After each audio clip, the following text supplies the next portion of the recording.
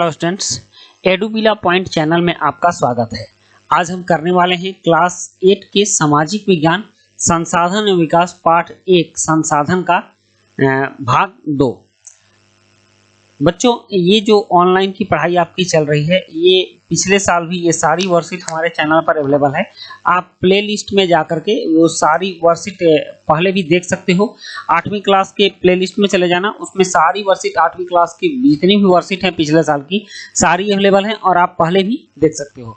इसके साथ ही आपके लिए हमारे चैनल लिस्ट में एक और चैनल है रहस्य चालीसा। आप रहस्य चालीसा चैनल पर भी रहस्यमयी कहानियों को सुन सकते हो और अपना मन बहला सकते हो, इसलिए आप इसको भी सब्सक्राइब कर देना। तो चलिए शुरू करते हैं आज की वर्कशीट, जिसमें हम लोग सामाजिक विज्ञान संसाधन और विकास के वर्कशीट 2 प्राकृतिक संसाधन को पढ़ रहे हैं। पिछले वर्कशीट में हमने जाना था कि प्राकृतिक संसाधन क्या होता है। अब आगे वर्कशीट 1 में हमने जाना था कि वैसी सभी चीजें जिनकी कुछ उपयोगिता होती हैं, जिनका कुछ उपयोग होता है, यूजफुल होती हैं, वे संसाधन कहलाती हैं। मतलब कि मानवों के उपयोग की वे सारी चीजें संसाधन कहलाती हैं। इस उपयोगिता का कोई आर्थिक मूल्य हो ये आवश्यक नहीं है। मतलब कि वह ऐसा नहीं कि पैसा से मिलने वाली चीजें ही संसाधन होंगी। वैसी बहुत सारी चीजें जो पैसे से नहीं मिलती हों लेकिन फिर भी संसाधन कहलाती हैं। जैसे कि एक मनोरम भूदृश्य, बहुत अच्छा देखने वाला धरती का दृश्य भी संसाधन हो सकता है।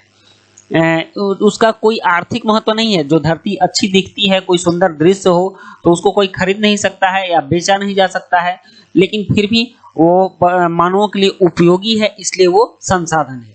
लेकिन वहीं धातुओं या जीवाश्म ईंधन का आर्थिक मूल्य होता है।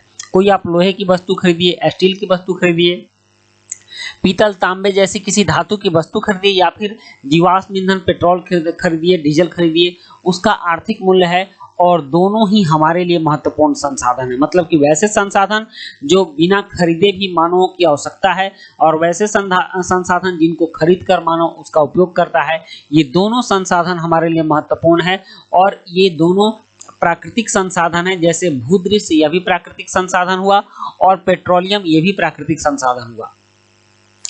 अब प्रश्न उठता है, क्या सभी संसाधन जो हमने पिछली वर्कशीट में वर्गीकृत किए थे एक जैसे स्रोत से प्राप्त होते हैं या अलग अलग स्रोतों से? तो आइए एक गतिविधि करते हैं। हमने पिछली वर्कशीट में बहुत सारे संसाधनों की चर्चा की थी, तो हम जानेंगे कि क्या सभी संसाधन एक जैसे स्रोत से ही मिलते हैं। उसके लिए हम एक क्रियाकलाप करते हैं, एक एक्टिविटी करते हैं। यहाँ पॉइंट ए में दिया गया है, यहाँ कुछ पदार्थों के नाम दिए गए हैं, जैसे मिट्टी, खिलौना, वाहन, जंगल, पुल, रेल, खनिज, पर्वत, सड़क, इमारतें, कोयला, फर्नीचर, पेट्रोलियम, प्राकृतिक गैस, सूर्य का प्रकाश, वायु आदि। आप इसमें कुछ और भी बहुत कुछ जोड़ सकते हो। जितनी चीजें आपको लगता है कि ये मानवों के संसाधन लायक है, आप इसको यहाँ से ऐड कर सकते हो उसको।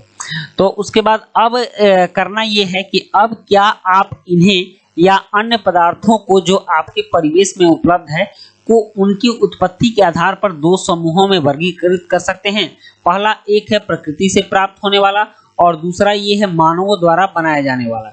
तो प्रकृति से प्राप्त होने वाले में जैसे हो गया मिट्टी, तो आपको इसमें से 2 समूह बनाना है। एक नेचुरल जो प्रकृति से होता है और एक आर्टिफिशियल जो मानवों द्वारा बनाया जाता है। तो सबसे पहले प्रकृति से प्राप्त होने वाले वस्तुओं को लिख लेते हैं। तो मिट्टी एक दिया हुआ है यहाँ पर कि प्रकृति से प्राप्त होती है। दूसरा आप देख लीजिए जंगल, जंगल भी प्रकृति से प्राप्त होता है, जंगल को बनाया नहीं जाता है, जंगल प्राकृतिक चीज होता है। उसके बाद है खनिज, खनिज भी प्रकृति से प्राप्त होता है, तो आप यहाँ खनिज लिखोगे, जंगल खनिज हो गया। और उसके बाद पर्वत भी प्राकृतिक होता है, पर्वत ये आर्टिफिशियल नहीं हो सकता। इमारतें, कोयला, कोयला प्राकृतिक चीज है, इसलिए आप इसमें लिखोगे कोयला। उसके बाद फर्नीचर, पेट्रोलियम प्राकृतिक है, आप पेट्रोलियम लिख दो।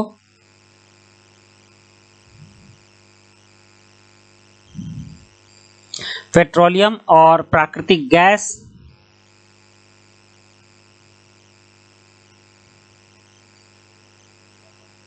प्राकृतिक गैस और सूर्य का प्रकाश और वायु, सीधे प्रकाश लिख देते हैं, प्रकाश सूर्य का होना चाहिए और वायु।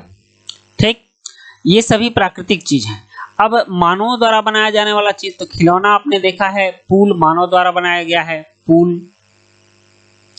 उसके बाद रेल, रेल मानव द्वारा बनाई गई संसाधन है। पर्वत, सड़क मानव बनाता है, इसको हमने वर्गीकृत किया। इमारतें, घर भी मानव ही बनाता है, इमारतें। फर्नीचर भी मानव बनाता है, फर्नीचर। पेट्रोलियम, प्राकृतिक गैस, सूर्य का प्रकाश, वायु, ये सभी प्रकृति बनाते हैं। तो आपने देख लिया मानव द्वारा बनाए जाने वाले संसाधन और प्रकृति से प्राप्त होने वाले संसाधन। अब पहले कॉलम में हमारे द्वारा लिखे गए पदार्थों के बारे में क्या पता चलता है, उसके बारे में सोचते हैं। क्या ये हमारे लिए उपयोगी हैं? हाँ, बिल्कुल उपयोगी हैं। ये जितनी भी चीजें हैं जो पहले कॉलम में हमने देखा है, ये हमारे लिए उपयोगी हैं, ये सभी। उसके बाद इन पदार्थों में क्या एक जैसी बात है? तो ये वास्तव में प्रकृति का उपहार है। तो आप लिखेंगे एक जैसी बात ये है कि ये प्रकृति का उपहार है, उपहार है। हो गया।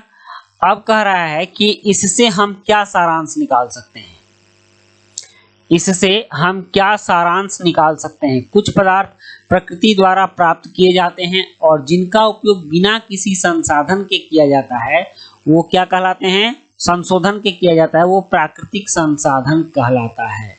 प्राकृतिक संसाधन क्या कहलाता है? कुछ पदार्थ प्रकृति द्वारा प्राप्त किए जाते हैं और जिनका उपयोग बिना किसी संशोधन के किया जाता है, प्राकृतिक संसाधन कहलाता है। इस बात को याद रखिएगा। फिर से एक बार जान लीजिए, कुछ पदार्थ प्रकृति द्वारा प्राप्त किए जाते हैं और जिनका उपयोग बिना किसी संशोधन के किया जाता है, प्राकृतिक संसाधन कहलाता है। अब टॉपिक बी है, अब क्या सभी प्राकृतिक संसाधन एक जैसे होते हैं? आइए पता करते हैं। प्राकृतिक संसाधनों को निम्न दो वर्गों में वर्गीकृत कीजिए। पहला वर्ग है वैसे पदार्थ जो प्रकृति में असीमित हैं और जो शीघ्रता से नवीकृत हो सकते हैं, जैसे मिट्टी, वन।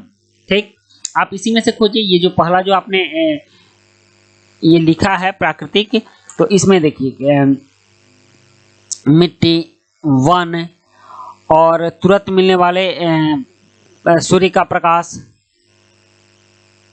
सूर्य का प्रकाश यह असीमित मात्रा में है और तुरंत मिलता है। वायु भी असीमित मात्रा में है और ये तुरंत मिलती है, तो यह शीघ्रता से नवीकृत हो जाता है।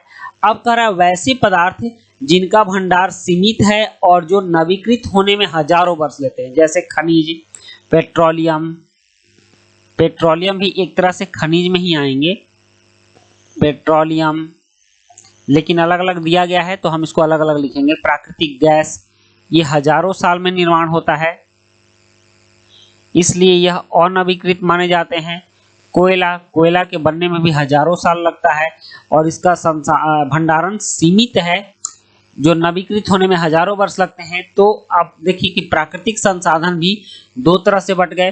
पहला वैसे पदार्थ जो प्रकृति में असीमित हैं और जो शीघ्रता से नवीकृत हो जाते हैं, जैसे मिट्टी, वन, सूर्य का प्रकाश, वायु आदि। और दूसरा पदार्थ है कि जो सीमित हैं और उनके बनने में हजारों साल लगते हैं, जैसे पेट्रोलियम, प्राकृतिक गैस, कोयला आदि। अब उपरोक्त का अवलोकन करने पर हम कह सकते हैं कि कुछ प्राकृतिक संसाधन जो प्रकृति में असीमित मात्रा में उपलब्ध हैं और शीघ्रता से नवीकृत हो जाते हैं, नवीकरणीय संसाधन कहलाते हैं। यह बहुत VVI है, वेरी वेरी इंपॉर्टेंट पॉइंट है, आप इसको याद रखिएगा, दोनों को याद रखिएगा, ये दोनों VVI है।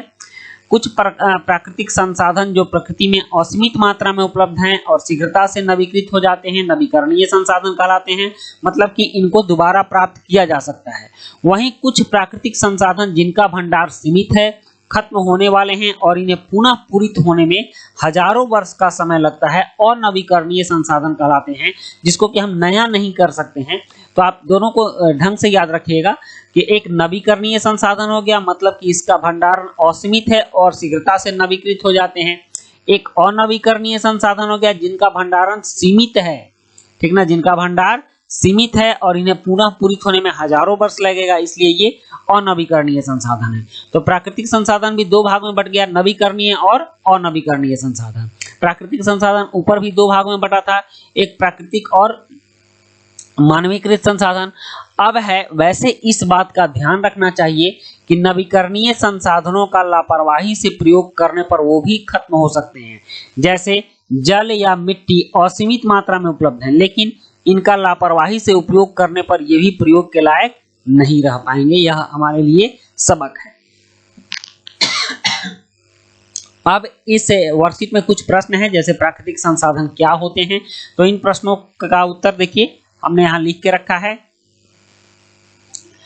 पहला प्रश्न है कि प्राकृतिक संसाधन क्या होते हैं, कुछ उदाहरण लिखिए। तो इसका उत्तर है वैसे संसाधन जो प्रकृति से प्राप्त होते हैं, जिन्हें मनुष्य नहीं बना सकता, प्राकृतिक संसाधन कहलाते हैं, जैसे जल, जंगल, खनिज इत्यादि।